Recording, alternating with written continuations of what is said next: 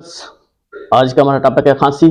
सांस लेने की नाली और इसकी शाखों की सोजिश की वजह से खांसी की बीमारी पैदा होती है। खांसी की दो किस्में हैं, शदीद खांसी एक्यूट ब्रोंकाइटिस, पुरानी खांसी क्रोनिक ब्रोंकाइटिस।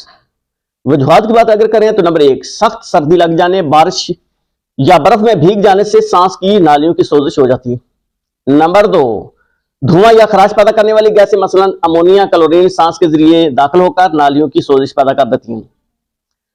नंबर तीन, बाज़ का दवाई पिलाते वक्त बेहतियाती बरतने से दवाई सांस की नाली में दाखिल होकर सोजिश पैदा कर देती है। अक्सर लोग दवाई पिलाते वक्त जानवर की जबान हाथ से पकड़ लेते हैं, जो बिल्कुल गलत तरीका है।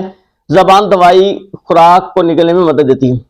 अगर जबान पकड़ी जाए तो दवाई खुराक की नाली में जाने की बजाय सांस की नाली में चली जाती है।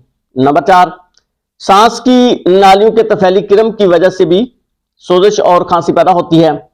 नंबर पांच, मुख्तलिफ किस्म के जरासीम भी इस बीमारी का सबब बनते हैं। अलामात की बात अगर करें, खांसी की शदीद सूरत में जानवर का जिस्मानी दर्जा हरारत बढ़ जाता है, सांस लेने की रफ्तार तेज और जानवर सांस लेने में तकलीफ महसूस करता है। नथनों से शुरू में पतला मवाद खर्च होता है जो बाद में गाढ़ा हो जाता है। खांसी के दौरे भी पड़ते हैं। बर वक्त इलाज ना किया जाए तो वक्त गुजरने के साथ साथ पुरानी खांसी की सूरत इख्तियार कर लेती है। जानवर कमजोर होना शुरू हो जाता है, खून की कमी हो जाती है और दूध की पैदावार भी कम हो जाती है।